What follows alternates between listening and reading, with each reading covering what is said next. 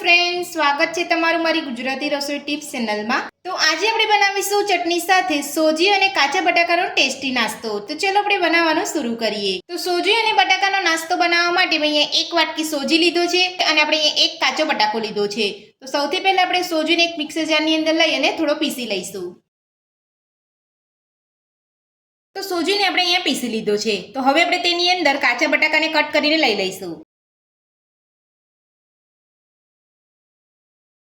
સાથે જ આપણે જે વાટકીના માપે સોજી લીધો હતો તે જ વાટકીના માપે એક વાટકી પાણી ઉમેરીશું। ફરીથી આપણે મિક્સર જારનું ઢાંકણ બંધ કરી અને એકદમ સરસ રીતે પીસી લઈશું। તો બધું જ આપણે અહીંયા સરસ પીસી લીધું છે। તો હવે આપણે એક બાઉલની અંદર કાઢી લઈશું। તો આ રીતનું એકદમ સ્મૂથ તમારે પીસવાનું છે। તો બધું જ પીસેલું આપણે એક બાઉલની અંદર લઈ લીધા પછી હવે આપણે તેને ઢાંકીને 10 મિનિટ માટે રહેવા દઈશું અને નાસ્તાની ચટણી બનાવી લઈશું। તો નાસ્તાની ચટણી બનાવવા માટે મેં અહીંયા ગેસ ઉપર એક પેન રાખ્યું છે। તો પેનની અંદર 1 મોટી ચમચી જેટલું તેલ ઉમેરીશું। તેલને થોડું ગરમ થવા દઈશું। તો તેલ આપણું અહીંયા ગરમ થઈ ગયું છે। તો હવે આપણે તેની અંદર નાની અડધી ચમચી જીરું ઉમેરીશું। સાથે જ 2 થી 3 લીલા મરચાં ઉમેરીશું। 5 થી 6 લસણની કળી ઉમેરીશું। 1 ઇંચ આદુનો ટુકડો ઉમેરીશું। બધું થોડું સાતળી લઈશું। તો લીલા મરચાંનું પ્રમાણ તમે તમારા ટેસ્ટ પ્રમાણે વધતું ઓછું કરી શકો છો। મેં અહીંયા લીલા મરચાંનું પ્રમાણ થોડું ઓછું જ રાખ્યું છે। તો બધું જ અહીંયા થોડું સતળાઈ ગયું છે। તો હવે આપણે તેની અંદર 2 મીડિયમ સાઇઝના કટ કરેલા ટામેટા ઉમેરીશું। ટામેટા ઉમેરીને બધું સરસ મિક્સ કરી લઈશું। તો બધું સરસ આપણે અહીંયા મિક્સ કરી લીધું છે। તો હવે આપણે તેની અંદર થોડું પાણી ઉમેરીશું। તો પાણી ઉમેરી લીધા પછી આપણે બધું સરસ મિક્સ કરી લઈશું અને ઢાંકણ ઢાંકીને 5 મિનિટ માટે થવા દઈશું। તો 5 મિનિટ જેટલો સમય થઈ ગયો છે। તો હવે આપણે ચેક કરી લઈશું। તો તમે જોઈ શકો છો આપણે ટામેટા એકદમ સરસ અહીંયા સોફ્ટ થઈ અને કૂક થઈ ગયા છે। તો હવે આપણે ગેસની ફ્લેમ બંધ કરી લઈશું અને બધું સરસ ઠંડુ થવા દઈશું।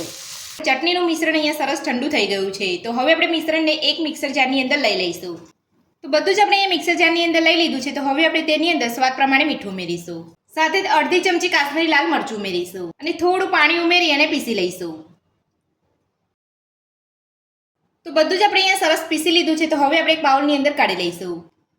તો આ રીતનું બધું પીસવાનું છે। તો ચટણી બનીને આપણી તૈયાર છે। તો હવે આપણે ખીરાને ચેક કરી લઈશું। તો ખીરાને ઢાંકી અહીંયા 10 મિનિટ જેટલો સમય થઈ ગયો છે। તો હવે આપણે ચેક કરી લઈશું। તો આપણો સોજી એકદમ સરસ રીતે અહીંયા ફૂલી ગયો છે। તો હવે આપણે તેની અંદર કટ કરેલા શાકભાજી ઉમેરીશું। ઝીણી સમારેલી ડુંગળી ઉમેરીશું। સાથે ઝીણા સમારેલા ટામેટા ઉમેરીશું। ઝીણા સમારેલા ગાજર ઉમેરીશું। ઝીણા સમારેલા લીલા મરચાં ઉમેરીશું। ઝીણી સમારેલી ફણસી ઉમેરીશું। જો તમારી પાસે ફણસી ના હોય તો તમે સ્કીપ પણ કરી શકો છો। સાથે ઝીણા સમારેલા લીલા ધાણા ઉમેરીશું। નાની 1 ચમચી જીરું ઉમેરીશું। સ્વાદ પ્રમાણે મીઠું ઉમેરીશું। 2 ચપટી જેટલો બેકિંગ સોડા ઉમેરીશું। બધું સરસ રીતે મિક્સ કરી લઈશું। તો સોડા ઉમેરીને આપણે એકદમ સરસ રીતે મિક્સ કરી લેવાનું છે। એટલે સોડા આપણે એકદમ સરસ રીતે ખીરાની અંદર ભળી જાય। તો બધું જ આપણે અહીંયા સરસ મિક્સ કરી લીધું છે અને આપણા નાસ્તાનું ખીરું બનીને તૈયાર છે। તો હવે આપણે ખીરામાંથી નાસ્તો બનાવીશું। તો નાસ્તો બનાવવા માટે સૌથી પહેલા આપણે એક પેનની અંદર 1 ચમચી જેટલું તેલ ઉમેરીશું।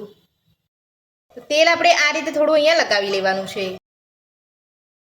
હવે આપણે નાસ્તાનું ખીરું લઈ લઈશું। તો જે રીતનો તમારે એ નાસ્તો નાનો કે મોટો બનાવવો હોય એ રીતે તમારે અહીંયા ખીરું લેવાનું છે। તો ખીરુંને આપણે થોડું ફેલાઈ લઈશું। તો ખીરું આપણે અહીંયા લઈ લીધું છે। તો હવે આપણે નાસ્તાને ગેસની મીડિયમ ફ્લેમ પર 2 મિનિટ માટે ઢાંકીને થવા દઈશું। તો નાસ્તાને ઢાંકી અહીંયા 2 મિનિટ જેટલો સમય થઈ ગયો છે। તો હવે આપણે ચેક કરી લઈશું।